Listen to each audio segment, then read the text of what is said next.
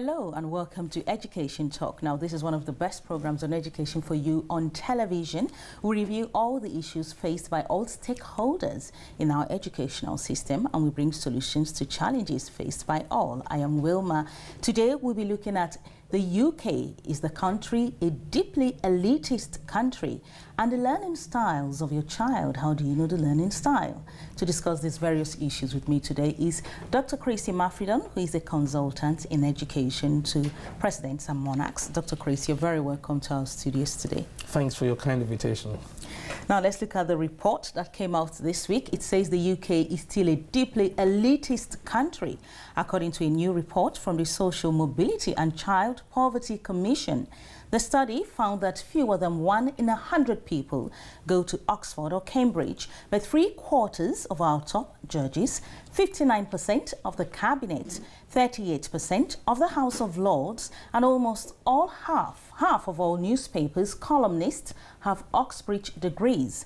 The report has warned that this lack of diversity means Britain's key institutions do not represent the public they serve. Now, Dr. Chris, quite a number of things to look at in this question, but how can we bridge this gap? It's interesting because the meeting we made reference to, I think about 2 or 3 weeks ago, was with the VC of Oxford, and it was looking at different ways of reaching out, outreaches to schools that do not traditionally send their students to Oxford. So it's all the way down the pipeline. So it starts from when a child is in year 7. I mean, the first year of secondary school. You need to be able to tell the child you can achieve the best. Now, if you don't tell them they can achieve the best and let them strive for the best, what happens? They stay and they coast along.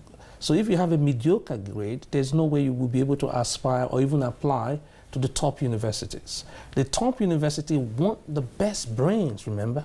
They don't want the best brain of the independent sector or the best brain of the state sector or the best brain of the comprehensive sector. They want the best brain all along. So, I mean, all across all the sectors. So if we are able to bring out the best from all the different types of schools, irrespective of the ideological leaning of the head and the leadership, then we'll be moving very close to an egalitarian society. But until then, it will always be skewed towards a particular set of schools that normally send children to Oxford, will always send children to Oxford. And the ones that don't will say, no, we don't have a stake in such a university, and therefore we don't even encourage application. Just encouraging students to apply is a big hurdle.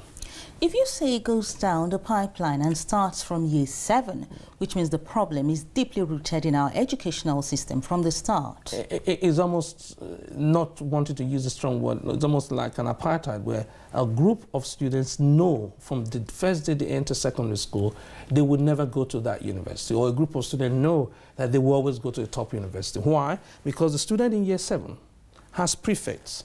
When the prefects finish or graduate from their high school that year, they move to a particular destination university. So psychologically, you're sending a subliminal message to that student that when I finish here, this is the university I'm going to go to. So, and then it also contrasts when you have students in a school where the prefects will finish and then go to another low-ranking university. The message the student gets is, oh, when I finish from here, I take that bus and I go to this type of university. So until we have a very, very disruptive, being positive now, that will disrupt this current educational system to make every single child understand that they are a genius or they are geniuses, that there are areas where they are extremely good in and nobody will beat them in that area, and therefore they should put on their energies and efforts to make sure that they perfect their craft and be extremely talented, work on their talent and be celebrated in that area. Then we are not going to have a society that is equally represented, because that's what we're looking for, equity, equally represented in the top schools that we have or top universities that we have. Changing the educational system may take a very long time, but now for parents whose kids are in such schools who do not have a record of sending their kids to Cambridge or Oxford and want their child to go to Cambridge or Oxford, what should the parent do? First of all, keep watching this program, because it will inform you from time to time of when there are open days for Cambridge and Oxford. September, it's just around the corner, so in about 2 or 3 weeks' time, there'll be opportunity. Then take your child your son or your daughter physically with you to visit this institution. That's step one. You must attend the open days. If you don't attend the open days, you will not have a feel of what they are and what they provide. Two, if you attend the open day, you will have time to ask questions from current students, from the current professors, and be able to understand their requirements.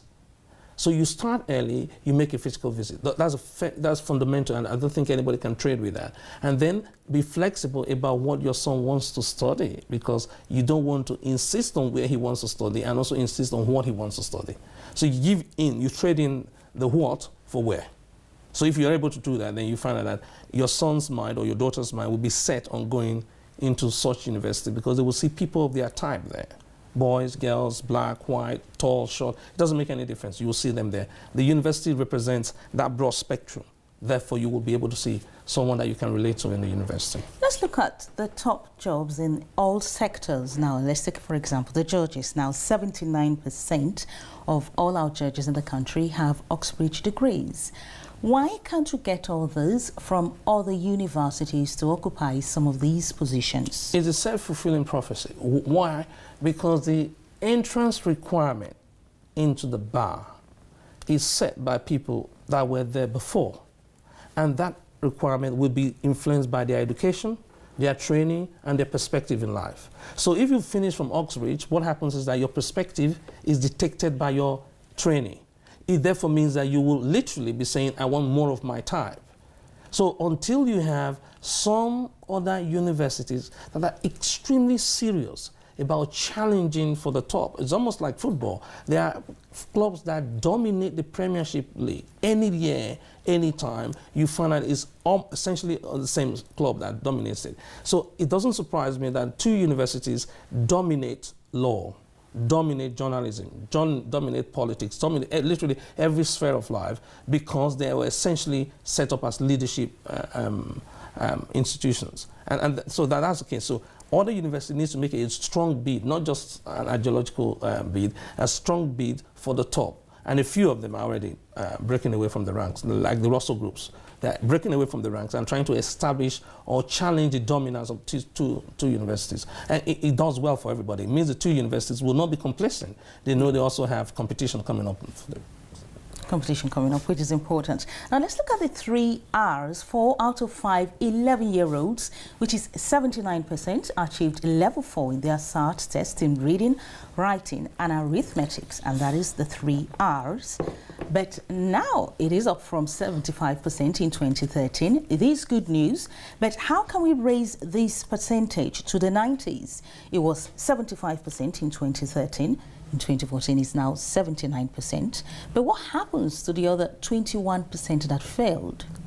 Congratulations to the teachers that have tried to make the difference. But more importantly, we must compare ourselves with other countries that are in the same OECD bracket. If we were going to compare ourselves with countries that we know that our international competitors, we immediately rejig whatever we did now, rebottle it, which is essentially starting early, laying the foundation block very early in the academic year, having regular assessment to see feedback. Now, assessment not for stigmatizing children, assessment not for saying, oh, he's a D candidate and this is a C candidate, this is an A candidate. Assessment that are formative. So you're assessing students in order to know their strengths and their weaknesses, so that you can do what? So that you can work on their strengths and their weaknesses and bring them up. Because at this level, we should have 100% taken for granted.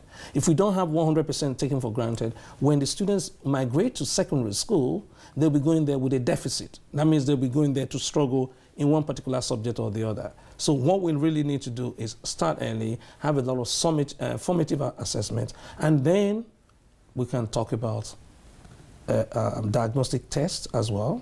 That means diagnostic tests essentially to know how well does this child understand the pace at which we are going? How well does this child move at the pace at which we are going? If we covered a particular topic last week, can he retain the essential component of that? And will that child be able to apply it, not just regurgitate it?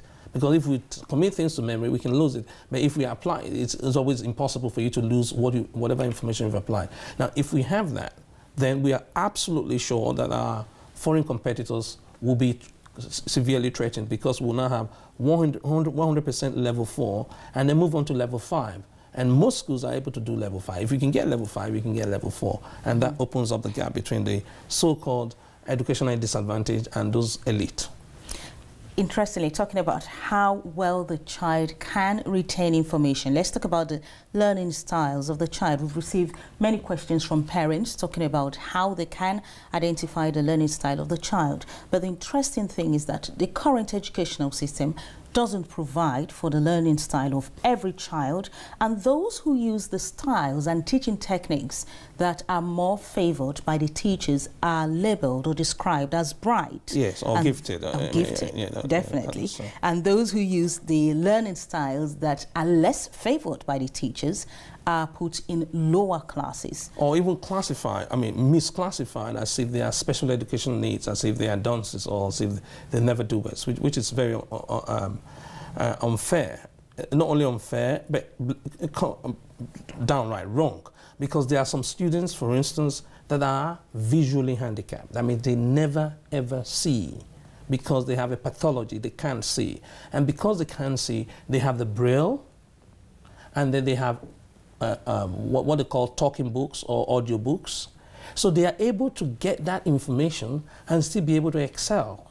So that is a recognized spectrum of our students that are visually handicapped. So we bring that into play, and we get them materials in Braille and get them materials in audiobooks or talking books.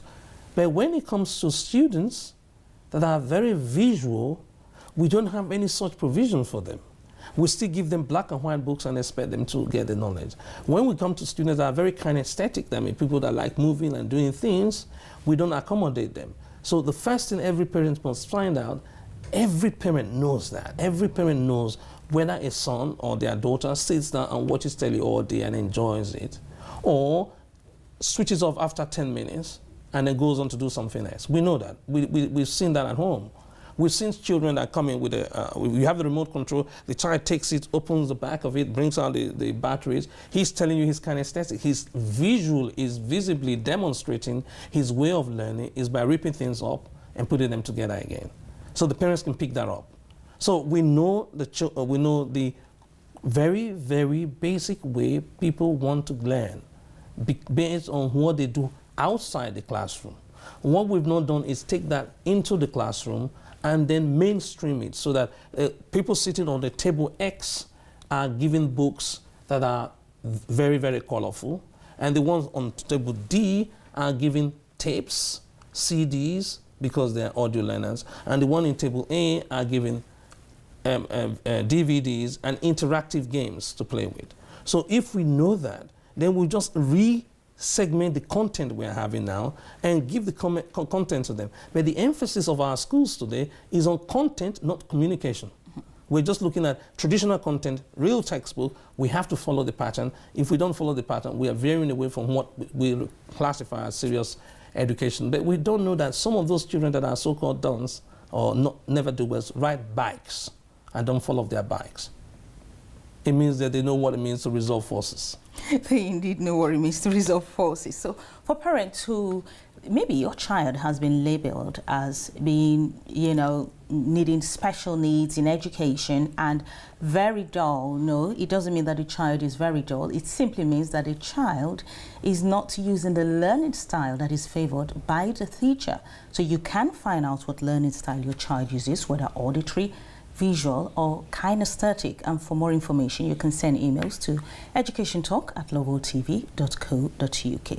Do we have provisions for any exams that are auditory or kinesthetic, apart from the visual and the traditional textbooks that we have now? Right now we don't, but you can ask for special dispensation, and if the child is certified by educational psychologists to see this way of learning or this way of repeating what they've learned or displaying what they've learned will severely handicap the expression of the child, then with the certificate from an educational psychologist, you'll be given special dispensation in the administration of the exam.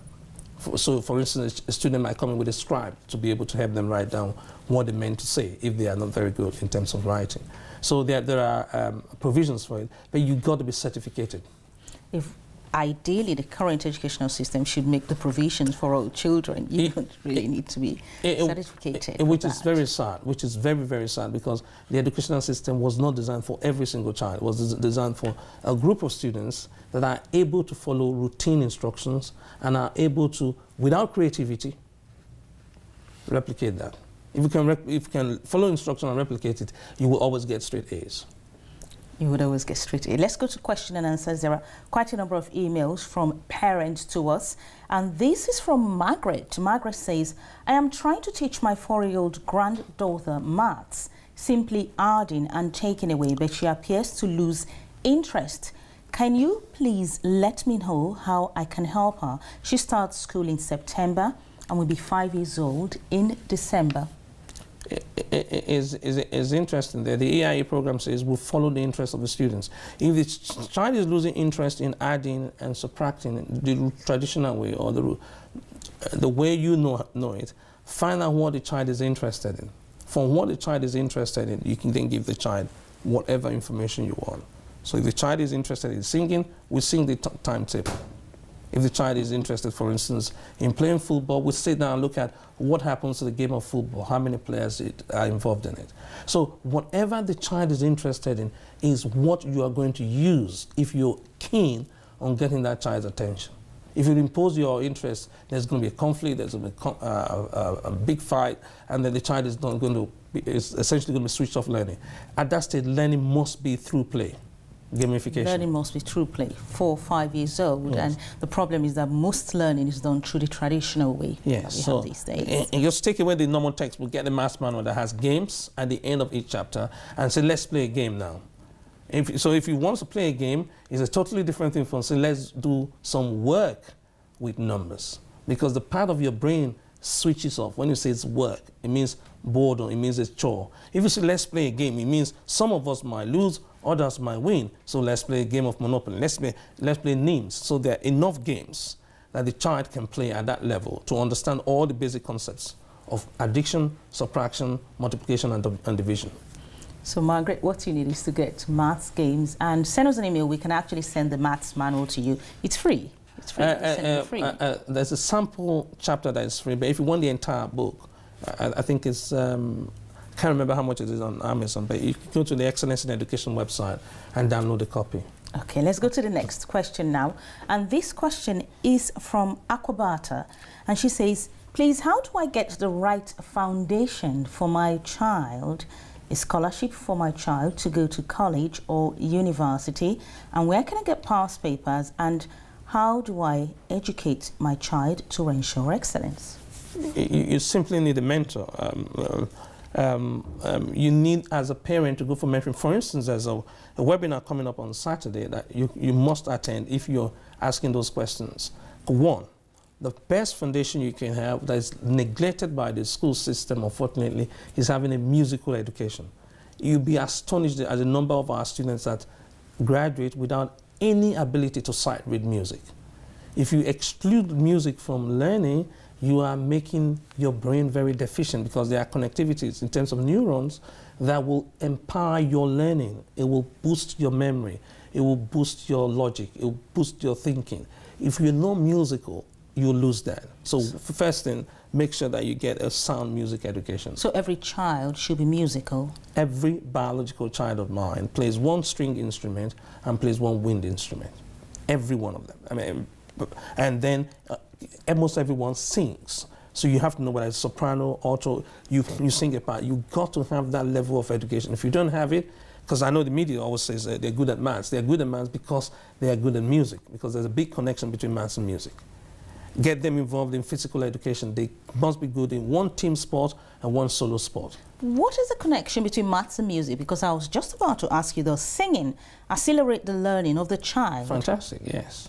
If you want it, if you really want it, we'll need to devote an entire 25 minutes program to walk through. But the research is there, the evidence is there, that if you're musical, your memory will not be the same, cannot be the same. If you're musical, because you'll find out that if I ask someone a question, the person sings a song and out of the song pulls out the answer. Those of them that are really vocal. So there is the repetition that you go through in music, and that will train you for any type of skills you need in life. There is the team sport or teamwork that happens in an orchestra that you cannot find in biology or geography or mathematics. So those are the very salient skills that are transferable skills from music into maths that makes most mathematicians musical and most musical people mathematical. And it's spaced repetition anyway. If you look at sight reading, you find out that it's far more mathematical than anybody can give credit for. So you cannot be good at maths without good at music. So if there's anything you're taking away, you take that away. Oh, and if you're thinking about scholarship, there's a provision for you to have a musical scholarship. There's a provision for you to have an academic scholarship. So you can see that you will now double your chances of getting a scholarship if you're musical and you're academic. The children will enjoy it as well, especially if you start very young. So that's, I mean, those are quick tips I can give you, but keep going for parent education. Every opportunity for you to learn about the educational system, take it, because the educational system is complicated and convoluted and sometimes can be very contradictory. Very contradictory. Let's talk about your webinar that is coming up this weekend, Accelerated Learning. Yeah. That's the title and what you're going to be treating on Saturday. Tell the parents some tips. What should they expect? Why do some people learn slowly and others learn fast? Everyone thinks that it's based on your birth. No, it's based on your training. Some people say, oh no, why is it that some people really get any information real quick? They got it real quick because they had things that they can look into. They say, oh, it's like this, it's like that, it's like that. So once you see a body of knowledge given to you that is similar to what you've seen before, you can easily remember it. So if somebody introduces herself and says, my name is Anne, and I know that my mother's name is Anne, it's difficult for me to forget that person because I've made a link. There's how you use visualization, how you imagine things, and you're able to remember the things very quickly. So those are the tools that you'll be given. How do you quickly learn? Because if you don't learn how to learn, you will just follow every other person. But if you learn, because learning is a skill all by itself, if you learn how to learn, then it's easy. Two people can sit in an audience, hear a seminar, and one person will understand everything, and the other person will struggle even after they've made notes. Because making notes is the most ineffective way of documenting what you're hearing. So what is the most effective way of documenting what you're hearing? If you're visual, you record it on your mobile phone with images in it. If you're auditory, you just press record and you pick up all the audio. And on your way home, you can play it back. So you can see that if one person goes with pen and paper, another person goes with a mobile phone, two of you will have two different outcomes. Definitely. So that's one quick tip that anybody must know. You cannot use the old system in this new environment. If you do, you'll be left behind. If you update it every time, there's an app, for instance, that you can get for multiplication. If you download that app and play that app over and over again, even if you hate maths, because of the way the information is presented to you, you'll be very proficient in that particular operation that you've seen over and over again. And repetition is what we call learning. That's what the Latin says. The greatest way of learning is for you to hear over and over again. We have a new education secretary. Is she thinking of revamping this system that is over 900 years old? She has the personal conviction, but I don't think she will be able to get the political will because of the limited majority of her political party in government, and what is more, because of the fact that it's coming to an end soon. So I don't think she's going to have enough courage to take on the opposition that she's going to get to any radical change that is required for us to be able to leapfrog and overtake every other country. Even though it's required. Yeah, we all know it's required. Everybody understands that we need to be able to do it better. But who has the courage to be able to say, I want to draft a new legislation that will change the way teachers are taught, because that's the first thing you need to do, and then how teaching is practiced, where teaching is not seen as one person that has all the knowledge, giving it down to all the students, instead of saying one person that has some of the knowledge, coordinating and facilitating learning. Because there are some students in the class that will benefit from expressing what they know. Peer learning, for instance, is something that we don't mainstream, but we know it happens outside the classroom. We know some of us will learn quicker and faster from our friends than we learn from the teacher, but we have not brought that into the classroom.